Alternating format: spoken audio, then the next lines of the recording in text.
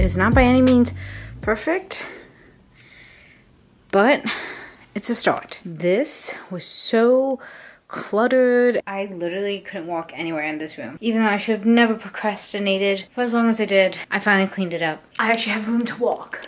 Definitely need to figure out a situation where Mike can store his everyday needs. I need space for my fragrances. He also needs space for his cologne. All of my makeup always just hoards here on an Xbox. The Christmas stuff needs to find somewhere to go. If we can keep in that Christmas bag, cool, but we have a few other decorations that I know won't fit in there, so gotta figure out something with these squishmallows.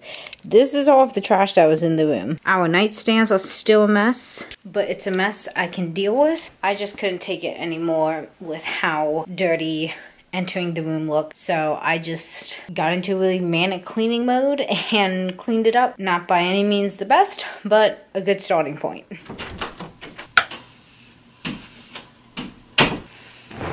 Okay, let's have a real chat here. I think the biggest lesson that I learned in 2022 is that self-love is not that cute little, let me get my nails done and let me do a face mask and let me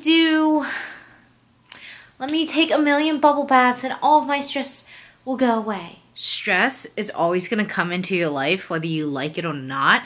There are different kinds of stresses. There are like good stresses, there are bad stresses, but no matter what, life is going to be stressful. So self-care and self-love isn't necessarily building a lifestyle where you don't have stress. If anything, it's more about building habits that make day-to-day life easier. Sometimes it's habits that you don't want to do, like cleaning out the sink after dinner. It's good to just have that discipline and clear out the sink tonight versus waking up in the morning and seeing a sink with dishes, and then, I don't know about you, but I would have the impulse to immediately clean that up and I wouldn't be able to stop until that was done. Like sometimes I don't feel like planning out my outfit for the next day, but I need to maintain the routine of coming home, sorting through my clothes that I wore throughout the day. So if I did a workout class, I put that clothing into the hamper and then I pick out a new workout outfit, especially if I know I'm doing a class the next day, whether it's spin, Pilates, whatever,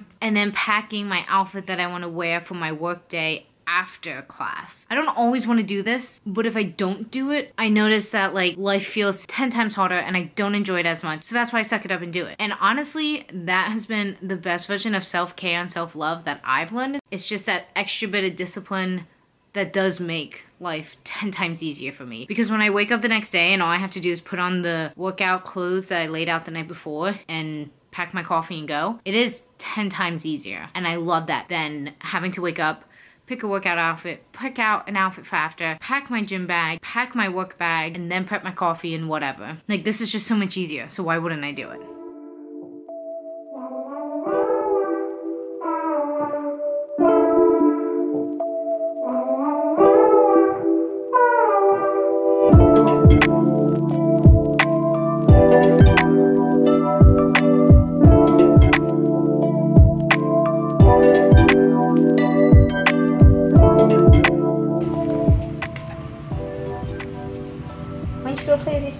That's why you have sisters.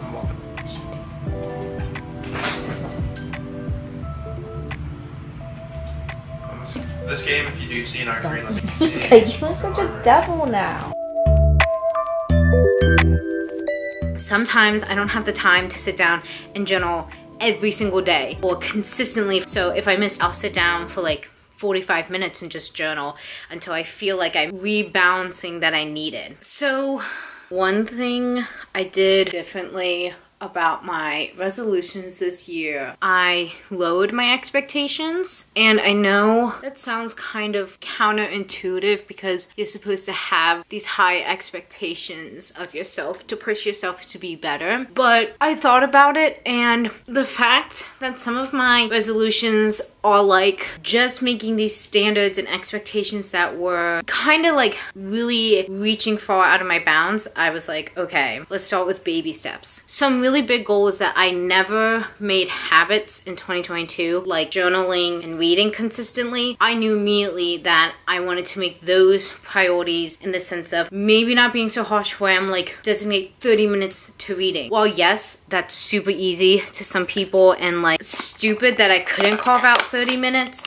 or that I couldn't commit that time, because in reality that's not a lot of time. I just got too in my head about it and I would come up with excuses. So I figured if I lower the standard and if I just focused on developing the habit in general in an enjoyable way for me, I am more likely to maintain that habit / not fail at that resolution in the first month. And so that's exactly what I did. I wouldn't say I do all of these habits every single day. I definitely don't. I do maintain them at least 2 to 3 times a week. So I was really big on not putting too much pressure on myself. And I think that's what helped make a lot of my January resolutions stick and not just die off. That's what I would suggest for anyone who maybe in January you didn't meet the goals that you wanted. That's completely fine. There's the rest of the year to accomplish goals. So like, don't be hard on yourself. Start with baby steps. I just wanted to share a short little vlog of me doing some of the New Year's resolutions that I'm pretty proud of. I've kept up with how I did it. A little bit of discipline, a little bit of, oh well, don't think about how I didn't do it. Start the day you realize that you want to get back into it and do it. Just don't look back. Yeah,